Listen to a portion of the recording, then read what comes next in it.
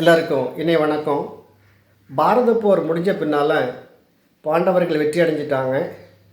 தர்மர் கிருஷ்ணர்கிட்ட வந்து, கிருஷ்ணா, இந்த போரின் மூலமாக சில தீவினைகள் பாவங்கள் எல்லாம் செஞ்சுருப்போம், இதெல்லாம் போக்குறதுக்கு ஒரு புண்ணிய ஸ்தலத்துக்கு போனோம். அதனால் நீங்கள் புண்ணிய ஸ்தலங்களுக்கெல்லாம் வர்றீங்களா அப்படின்னு கேட்டார். அப்புறம் வந்து கிருஷ்ணர் சொன்னார், தர்மா, நீங்கள் வேணால் போயிட்டு வாங்க. போகும்போது நான் ஒரு காய் ஒன்று தரேன், ஒரு கசப்பான ஒரு காய் தரேன். அந்த காயை கொண்டுட்டு போய் நீங்கள் நீராடும்போது இல்லை நீரில் வந்து மூழ்கி மேலே வரும்போது இந்த காயும் அதே மாதிரி செய்யுங்க, மூழ்கி செய்ய எடுத்துகிட்டு வாங்க அப்படின்னு சொன்னார். இப்போ காயை கொடுத்துட்டாரு. பஞ்சபாண்டவர்களை போய் ஒவ்வொரு ஸ்தலத்துக்காக போய் நீராடிட்டு திருப்பி ஆசீர்வாதம் வாங்கிறதுக்கு வேண்டி கிருஷ்ணர்கிட்ட வந்தாங்க. அப்போது கிருஷ்ணர் அந்த காயை வாங்கிட்டு அது துண்டு துண்டாக நறுக்கி எல்லாருக்கும் ஒவ்வொரு துண்டு கொடுத்தாரு.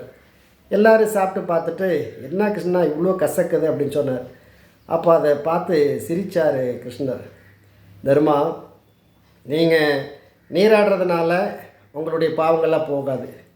அதே போல் தான் இந்த காய், இந்த கசப்பான காயை நீரில் வந்து மூழ்க செஞ்சு எடுத்ததுனால இதனுடைய கசப்புத்தன்மை போகாது. அதே போல் தான் நம்முடைய தீவினைகளும் இந்த பாவங்களும். அதுக்கு என்ன செய்யணும் அப்படின்னா, ஏற்கனவே நடந்ததை நினச்சி நம்ம வருத்தப்பட்டு நம்முடைய எண்ணங்களை தூய்மைப்படுத்தணும்.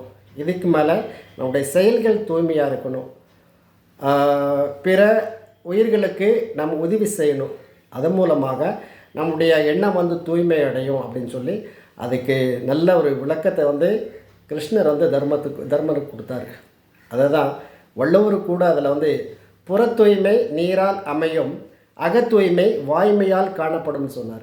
அப்படின்னா வெளியில் இருக்கிற அழுக்கெல்லாம் நீராடுறது மூலமாக குளிக்கிறது மூலமாக அது போயிடும். ஆனால் உள்ளே இருக்கிற மனதில் இருக்கின்ற அந்த அழுக்கு எதனால் போகும்னா அது உண்மைத்தன்மை மூலமாக, நல்ல எண்ணங்கள் மூலமாக, நல்ல செயல்கள் மூலமாக தான் அந்த எண்ணம் தூய்மை அடையும் அப்படிங்கிற செய்தியை வள்ளுவரும் சொல்லியிருக்காருங்க.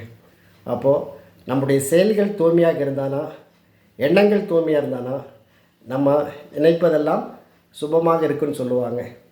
இந்த வீடியோ பிடித்திருந்தால் சப்ஸ்கிரைப் பண்ணுங்கள். நன்றி.